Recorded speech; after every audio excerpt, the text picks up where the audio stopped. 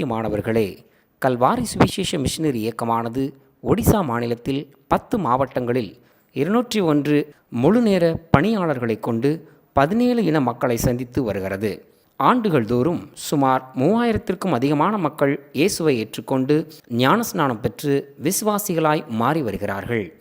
இவர்கள் மத்தியில் விடுதலை கூட்டங்கள் மூலமாக எண்ணற்ற மக்கள் இயேசுவை அறிந்து கொண்டு பிசாசின் பிடியிலிருந்தும் வியாதியிலிருந்தும் விடுதலையாக்கப்பட்டு வருகிறார்கள்.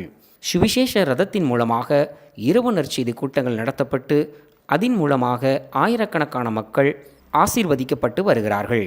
இந்த ஆண்டிலும் 6000 கிராமங்களுக்கு இயேசுவை அறிவிக்கவும், டிசம்பர் மாதத்திலே கிறிஸ்து பிறப்பை முன்னிட்டு 1500 கிராமங்களில் கிறிஸ்து பிறப்பின் நற்செய்தியை குறித்து அறிவிக்கவும் தீர்மானித்து செயல்பட்டு வருகிறோம். ஆண்டு முழுவதும் மழையென்றும் பாராமல் குளிரென்றும் பாராமல் எளிமையான காணிக்கையை வாங்கி கொண்டு ஊழியம் செய்து வருகிற நமது மிஷனரிகளை இந்த பண்டிகை நாட்களிலே நினைத்து கொள்ளுங்கள்.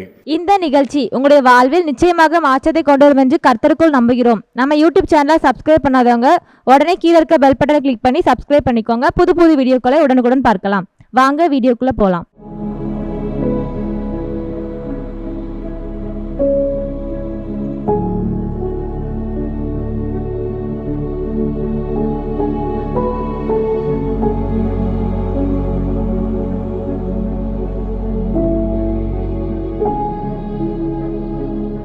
ஆண்டவரும் அருமை இரட்சகரும் ஆகிய இயேசு கிறிஸ்துவின் நாமத்தில் ஒவ்வொருவரையும் நான் அன்போடு கூட வாழ்த்துகிறேன். எங்களுடைய ஊழியத்தின் சார்பாக கிறிஸ்மஸ் வாழ்த்துக்களை தெரிவித்துக் கொள்கிறேன். பிரியமானவர்களே, கல்வாரி சுவிசேஷ மிஷனரி இயக்கம் என்பது அறிவிக்கப்படாத இடத்தில் இயேசுவை அறிவிக்கக்கூடிய ஒரு இயக்கம். கிட்டத்தட்ட 201 முழுநேர பணியாளர்களை கொண்டு ஒடிசா, ஆந்திரா, சத்தீஸ்கர் எல்லை பகுதியில் 17 இன மக்கள் மத்தியில் நம்முடைய இயக்கமானது தீவிரமாக சுவிசேஷ வேலையை செய்து வருகிறது. இந்த மாதத்தில் கூட 1500 புதிய கிராமங்களுக்கு கிறிஸ்துவின் பிறப்பின் நற்செய்தி சொல்லும்படியாக தீவிரமாக நம்முடைய இயக்கம் செயல்பட்டு கொண்டிருக்கிறது. ஒரு கிராமத்தில் நற்செய்தி கூட்டம் நடத்த நீங்கள் தாராளமாக உங்கள் காணிக்கையில் கொடுத்து உதவி செய்யலாம். ஒரு மிஷனரியை நீங்கள் காணிக்கை கொடுத்து பொறுப்பெடுக்கலாம். கர்த்தர் உங்களை ஆசீர்வதிப்பார். இந்த நாளிலும் நம்ம தியானத்துக்காக எடுத்துக்கொண்ட வேத பகுதி ஏசாயா தீர்க்கதரிசியின் புஸ்தகம் 25வது அதிகாரம், அதிலே 4வது வசனம். கொடூரமானவர்களின் சீரல் மதிலை மோதி அடிக்கிற பெருவெள்ளத்தை போல் இருக்கையில் நீர் ஏழைக்கு பலனும் நெருக்கப்படுகிற எளியவனுக்கு திடனும் பெருவெள்ளத்துக்கு தப்பும் அடைக்கலமும் வெயிலுக்கு ஒதுங்கும் நிழலுமானீர். பிரியமானவர்களே, நம்முடைய தேவனாகிய கர்த்தர் வேதாமத்திலே பல இடங்களில் அவர் தன்னை ஏழைகளின் தேவன் என்று சொல்லுகிறார். ஏழைகளின் தேவன், எளியவர்கள் விடும் பெருமூச்சை கேட்கிறவர், திக்கற்ற பிள்ளைகளுக்கு நான் தகப்பேன், அப்படி ஆண்டவர் சொல்லுகிறார். யாருமே இல்லையா, தாய் தகப்பனே இல்லையா, நான் அவர்களுக்கு தகப்பன் என்று ஆண்டவர் சொல்லுகிறார். நம்முடைய தேவன் மிகவும் வித்தியாசமான ஒரு தெய்வம். அவர் இந்த பூமியில் வாழ்ந்த நாட்களை பாருங்க, மிகவும் ஒரு வித்தியாசமான ஒரு அனுபவம். இயேசு இந்த உலகத்தில் வந்ததுடைய நோக்கத்தை பாருங்க. ஒரு ஏழ்மை கோலத்தில் இயேசு பிறந்தார். ஏழ்மையான ஒரு சூழ்நிலையில் அவர் வளர்க்கப்பட்டார். அவர் பிறந்த போது சத்திரத்திலே அவருக்கு இடமில்லாதிருந்தது. சத்திரத்தில் தங்கிறதுக்கு இடம் இல்லை. அந்த பெத்லகேமில் வெளியிலிருந்து வரக்கூடிய ஜனங்கள் தங்குவதற்கான சத்திரனா லாட்ஜ், வாடகைக்கு இடம் கிடையாது. தங்க இடம் இல்லை. அப்படிதான் இயேசு இந்த பூமியில் பிறக்கணும் என்பது தேவனுடைய திட்டமாக இருந்தது. கொஞ்சம் சிந்தித்து பாருங்க. இயேசு ஊழியம் செய்த நாட்களில் அவர் எருசலேமுக்குள்ளே போகணும். அந்த நாட்களில் கழுதையில் சவாரி செய்து போவாங்க. அப்போ இயேசு பிரயாணம் பண்ணி போகிறதுக்கு ஒரு கழுதை வேணும். அப்போ இயேசு சீசரில் பார்த்து சொல்கிறார், இருவழி சந்தியில் கட்டப்பட்டிருக்கிற கழுதையை காண்பீங்க, அதில் ஒன்றை நீங்கள் அவுத்து கொண்டு வாங்க. உங்களிடத்தில் யாராவது கேள்வி எழுப்பினா ஆண்டவருக்கு தேவைன்னு சொல்லுங்க. அப்படி சொல்லியே அனுப்பி விடுகிறார். அப்போ கொடுக்கக்கூடிய இருதயம் உள்ள ஒரு மனிதனை நோக்கி ஆண்டவர் இயேசு அனுப்புவதை பார்க்கிறோம். அவர் இரவு ராப்போஜன வேளை வந்தபோது ஒரு மேல் வீட்டு அறையிலே ஒழுங்குபடுத்துவதற்காக சீசர்களை அனுப்பி விடுகிறார்.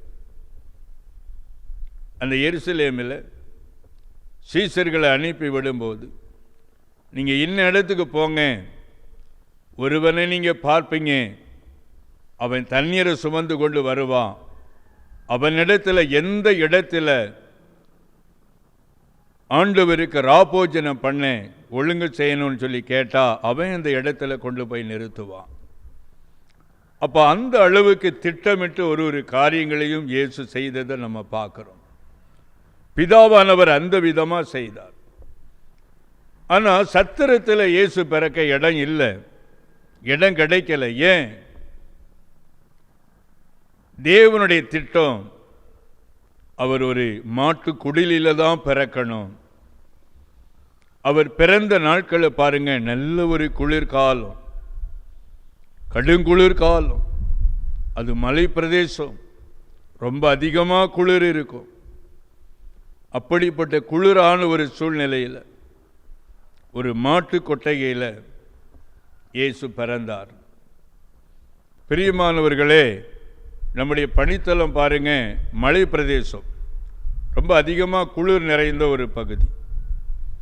அந்த இடத்துல அதிக குளிர் இருக்கிற நாட்களில் கையில் தண்ணி பட்டுவிட்டால் அப்படியே பயங்கரமாக எரியும். காலில் தண்ணி பட்டால் அந்த மாதிரி எரியும், ஏன்னா கடும் குளிர். ஆனால் அந்த இடத்துல குமாரன் இயேசு அவர் பிறக்கும் போதே பாடுகளோடு பிறந்தார். தாயிடத்திலிருந்து அவரை பிரித்தெடுத்த போது பாருங்க, கடும் குளிர். நம்முடைய கைகளில் குளிர் பிரதேசத்தில் தண்ணி பட்டா கை எரியும். ஆனால் குழந்தையா இயேசு பிறந்த போது அவர் சரீரம் முழுவதும் பாருங்க, அந்த குளிரில், அந்த ஈரமான சூழ்நிலையில் அப்படியே பயங்கரமான எரிச்சலோடு பிறந்தார். அவர் பிறக்கும் போதே ஏழ்மையை அவர் உணர்ந்தார். பிறப்பில் இருந்தே ஏழ்மையை அனுபவித்தார். இயேசு ஏழ்மையாக வாழ்ந்தார். இந்த உலகத்தில் நிறைய தெய்வங்களை குறித்து நம்ம பார்ப்போம். கழுத்து நிறைய பார்த்தீங்கன்னா எல்லாமே கைகள் கால்கள் எல்லா இடத்துலையும் அப்படியே பொன்னால் அலங்கரித்த மாதிரி தான் அந்த தோற்றங்களை எல்லாம் நம்ம நிறைய இடத்துல பார்க்க முடியும். ஆனால் இயேசுவை பாருங்க, ஒரு எளிமையான ஒரு வாழ்க்கை, மிகவும் வித்தியாசமான ஒரு சூழ்நிலை அனுபவம். அவர் பிறந்த நாளில் எதற்காக இந்த மகிமையுள்ள ஒரு தெய்வம், மகத்துவமுள்ள ஒரு தெய்வம், அண்ட சராசரங்களை உருவாக்கின ஒரு தெய்வம் இந்த பூமியிலே மனிதனாய் அவதரித்த போது ஏன் ஒரு அரண்மனையில் பிறக்கல? எதற்காக இந்த ஏழ்மை கோலத்தில் பிறக்கணும்? காரணம், அவர் தரித்திரத்தை அழிக்கும்படியாக மனிதனாய் இந்த உலகத்திலே வந்தார். தரித்திரத்திலே பிறந்து, தரித்திரத்திலே வாழ்ந்து, தரித்திரத்திலே நம்முடைய வாழ்க்கையை முடிப்பதை தேவன் விரும்பவே இல்லை. ஆதியிலே தேவன் முதல் குடும்பத்தை உண்டாக்கி வைத்தார். அந்த முதல் குடும்பத்தை உருவாக்கும் முன்பாகவே அவர்கள் வாழ தேவையான அத்தனை வசதிகளையும் உள்ளே ஒரு ஏதேனை அவர் பார்த்து பார்த்து மனிதனுக்காக வடிவமைத்து வைத்தார். அந்த அழகான அருமையான ஏதேன் தோட்டத்திலே முதல் குடும்பத்தை அங்கு கொண்டு போய் வைத்தார். ஆனால் முதல் குடும்பம் தேவனுடைய கட்டளையை மீறி பாவம் செய்ததினாலே அந்த ஆசீர்வாதமான தோட்டத்தில் இருந்து அவர்கள் வெளியே அடித்து துரத்தி அடிக்கப்பட்டார்கள். தான் நிர்வாணியாய் இருக்கிறேன் என்று முதல் குடும்பம் சொன்ன வாயின் வார்த்தையை பாருங்கள். கிருபையினாலே அங்கே அவர்களுக்கு ஒரு தோல் உடையை உண்டாக்கினார். அப்படியானால் அங்கே ஒரு மிருகம் கொல்லப்பட்டது, இரத்தம் சிந்தப்பட்டது. இரத்தம் சிந்துதல் இல்லாம பாவ மன்னிப்பு கிடையாது. ஆக மிருகம் கொல்லப்பட்டது. அதனுடைய தோலை எடுத்து மனிதனுக்கு அவர் ஆடையாக மூடினார், நிர்வாணத்தை மறைத்தார், கிருபையாக இறங்கினார். தேவன் மனிதனை உண்டாக்கின நோக்கம் தரித்திரமாய் வாழ்வதற்காக அல்ல, கடனோடே வாழ்வதற்காக அல்ல, எல்லா நாளும் நெருக்கத்தின் மத்தியிலே வாழ்வதற்காக அல்ல, ஆசீர்வாதமாய் வாழ்வதற்காக தேவன் மனிதனை உண்டாக்கி வைத்தார். தேவன் மனிதனை செம்மையானவனாய் உண்டாக்கினார். ஆனால் அவனும் அநேக உபாய தந்திரங்களை தேடி தன்னை கெடுத்து கொண்டான். பிரியமானவர்களே, தரித்திரம் என்பது மிகவும் வேதனையுள்ள ஒரு காரியம். வறுமை, பசி, அது வேதனையுள்ள ஒரு அனுபவம் என்பதை ஆண்டவர் நன்றாய் அறிந்திருக்கிறார். தன்னுடைய சாயலாக தான் உண்டாக்கின மனிதன் தரித்திரத்திலே வாழ்ந்து பசியோடே வாழ்வதை அவர் விரும்பவே இல்லை. அவர் விரும்பவே இல்லை. இயேசு பிறந்த போது தூதர்கள் மூலமாய் இயேசுவின் பிறப்பை குறித்து நற்செய்தி சொல்லப்பட்டது. முதலாவது தூதன் எங்கே அனுப்பப்பட்டான்? காலத்திலே ஆடுகளை பத்திரமாய் பாதுகாப்பாய் ஒரு இடத்தில் கொண்டு வந்து மேய்ப்பர்களில் சிலர் ஒன்றாய் சேர்ந்து அவர்கள் தங்கி இருக்கிறாங்க. திறந்த வெளி,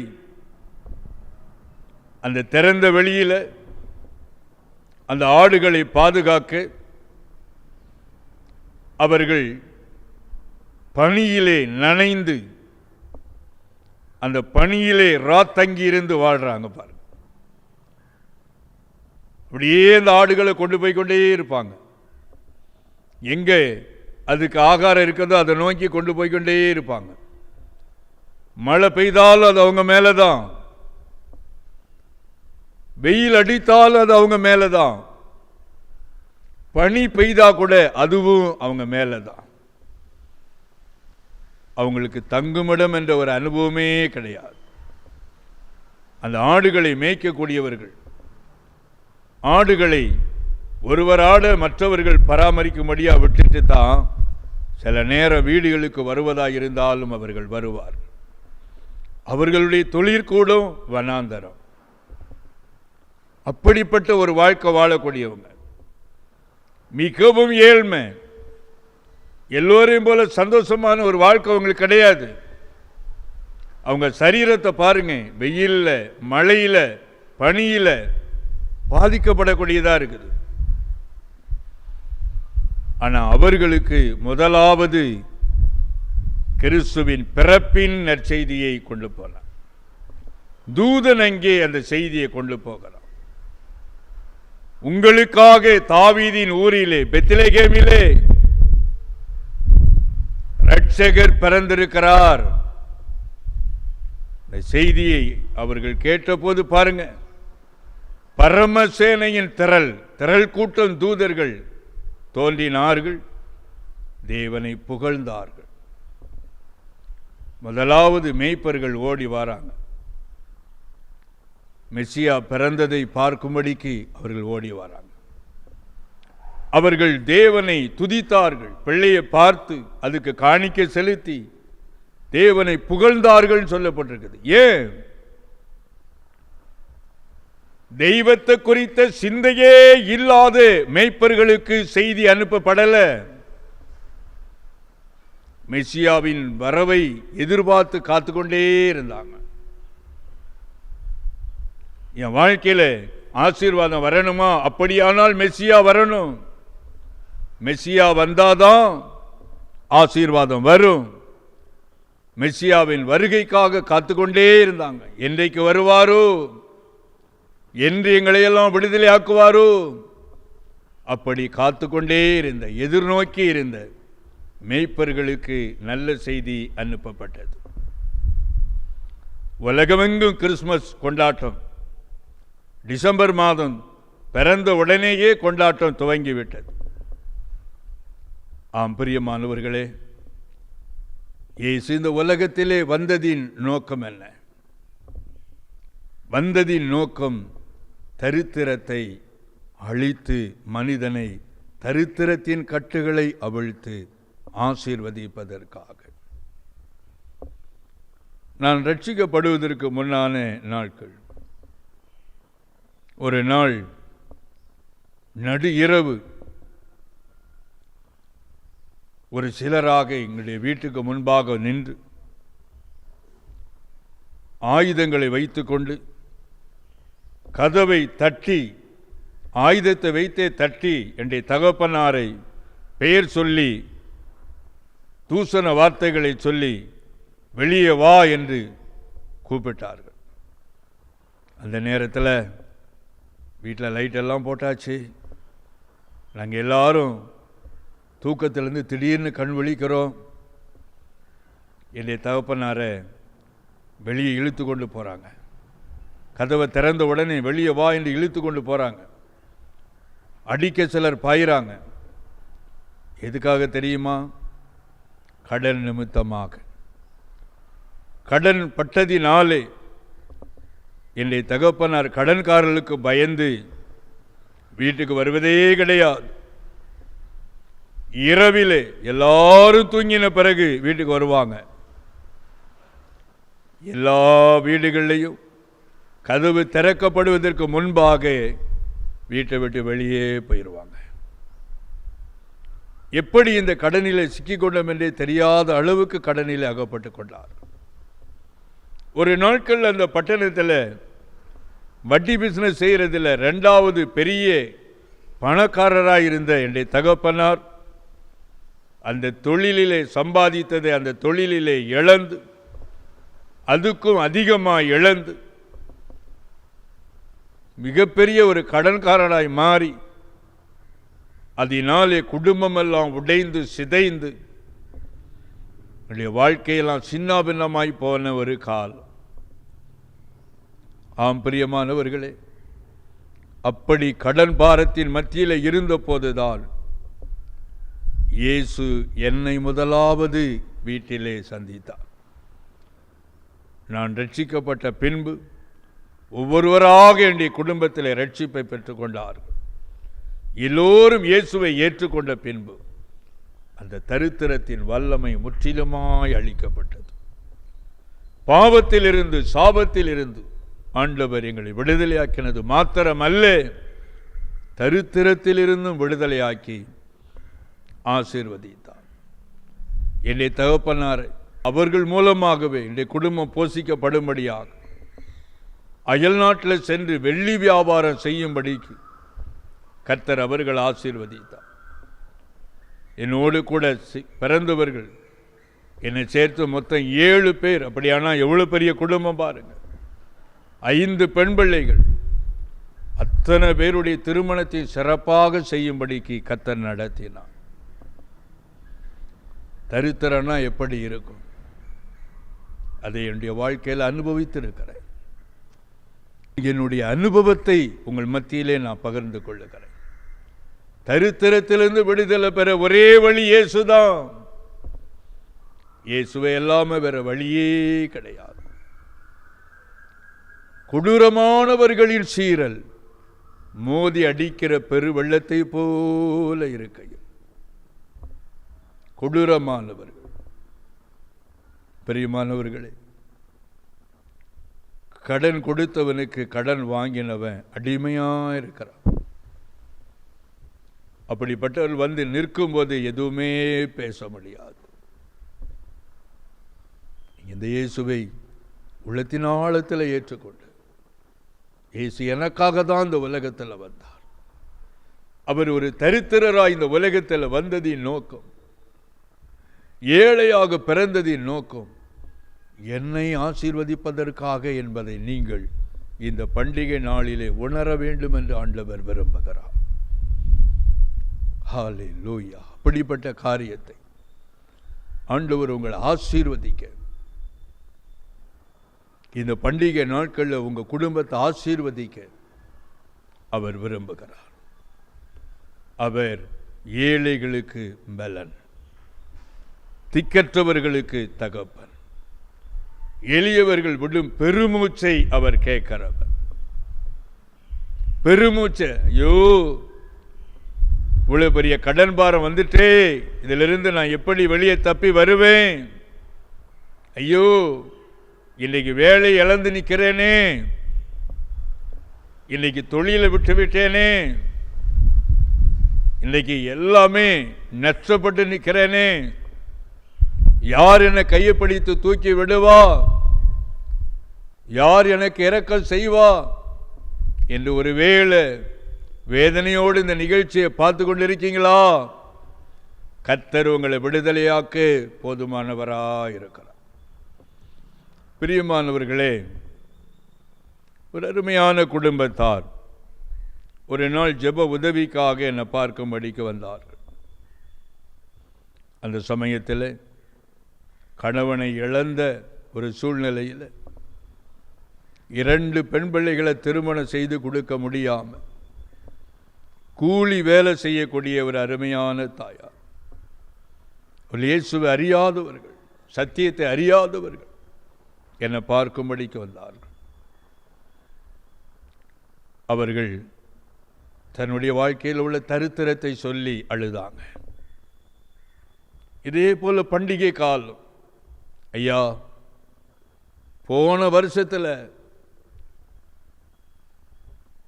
ஊருக்குள்ள ஜவுளி கொண்டு வரக்கூடிய ஜவுளிக்காரர் இடத்துல வாங்கின கடனே இன்னும் நாங்கள் கொடுக்கல. அவர் வந்தாலே பயந்து ஒளிந்து கொள்ளுவோம். அவர் வருகிற நாட்களில் நாங்கள் ஒளிந்து கொள்ளுவோம். ஆனால் இந்த பண்டிகையில் என் பிள்ளைகளுக்கு ஒரு துணி எடுத்து கொடுக்க முடியல. பெண் பிள்ளைகள் அவங்களுக்கு உடுத்த ஒரு நல்ல துணி கூட இல்லை. என்ன செய்யறதுன்னே தெரியல, எனக்கு எந்த வழியிலும் வருமானம் கிடையாது என்று வேதனையோடு 2 பெண் பிள்ளைகளை அழைத்து கொண்டு வந்து நின்றார்கள். கிறிஸ்துவினுடைய பிறப்பின் நோக்கத்தை குறித்து சுவிசேஷத்தை அவர்களுக்கு சொன்ன போது அவர்கள் உள்ளம் திறக்கப்பட்டது. ஜெபித்த போது அந்த அழைத்து கொண்டு வந்த 2 பெண் பிள்ளைகள் ஒரு மகளுக்குள் இருந்து பொல்லாத ஆவி அலக்களித்து வெளியே போனது. என்ன ஆச்சரியம் பாருங்கள்! இயேசு அவர்கள் உள்ளத்தை தொட்டார், ரட்சிப்பை பெற்றுக்கொண்டார்கள். மிகப்பெரிய ஆச்சரியம். ஒரு நல்ல துணி எடுத்து கொடுக்க முடியலை என்று சொன்ன தாயார் 1 ஆண்டு கடந்து என்னை பார்க்க வரும்போது அவர்கள் சொன்னாங்க, நான் இப்போ ஜவுளி வியாபாரம் பண்ணுறேன் ஐயா, கர்த்தர் என்னை ஆசீர்வதித்திருக்கிறார், என் பிள்ளைகள் நல்ல நிலையில் இருக்கிறாங்க, ஒரு மகளை திருமணம் செய்து கொடுத்து விட்டேன், நன்றி காணிக்க கொண்டு வந்து உங்களை பார்க்கும்படிக்கு வந்தேன் என்று சொன்னார்கள். எத்தனை ஆச்சரியம் பாருங்கள்! தரித்திரத்தை அழிக்கும்படியாக இயேசு இந்த உலகத்தில் வந்தார். அதற்காகத்தான் அவர் ஏழ்மை கோலத்தை அவர் தரித்து கொண்டார். தரித்திரமான சூழ்நிலையிலே அவர் வாழ்ந்தார். காரணம், ஆண்டவர் தரித்திரத்தை நேசிக்கிறவர் அல்ல, தரித்திரத்தை மனு குலத்தை விட்டு போக்கும்படியாக அவர் தரித்திரராய் இந்த உலகத்திலே வந்தார். 2 கொரிந்தியர் 8:9 நாம் வாசிக்கும் பொழுது, நம்மை ஐஸ்வர்யவானாய் மாற்றும்படிக்கு அவர் நமது நிமித்தம் சிலுவையிலே தரித்திரரானார். கால் நிர்வாணமா சிலுவையிலே இயேசு தொங்கினார், அங்கியோட தொங்கல. ஏன்? பாவத்தினால் வரக்கூடிய நிந்தை, அவமானம், நிர்வாணம், அது இயேசு தன் மீது ஏற்றுக்கொண்டு சிலுவையில் கால் நிர்வாணமாய் தொங்கினார். தரித்திரத்தை அழிக்கும்படியாக கால் நிர்வாணமாய் தொங்கி முடிந்தது என்று சொல்லி மனுக்குலத்தினுடைய தரித்திரத்தை முடிவுக்கு கொண்டு வந்தார். மனுக்குலத்தின் தரித்திரத்தை அழிக்கும்படியாகத்தான் இயேசு இந்த உலகத்திலேயே வெளிப்பட்டார். ஆம் பிரியமானவர்களே, இந்த பண்டிகை காலத்தில் என் பிள்ளைகளுக்கு ஒரு நல்ல துணி எடுத்து கொடுக்க பணம் இல்லையே, என் குடும்பத்தை நான் எப்படி நடத்த போகிறேன் என்று ஒரு வேளை வேதனையோடு, கண்ணீரோடு கூட, கடன் பாரத்தோடு கூட, தேவையோடு கூட, நெருக்கத்தின் மத்தியில் நின்று கொண்டிருக்கீங்களா? இயேசு உங்களை ஆசீர்வதிக்கும்படிக்கு, உங்களை சந்திக்கும்படிக்கு வருகிறார். நான் உங்களுக்காக ஜெபிக்க போகிறேன்.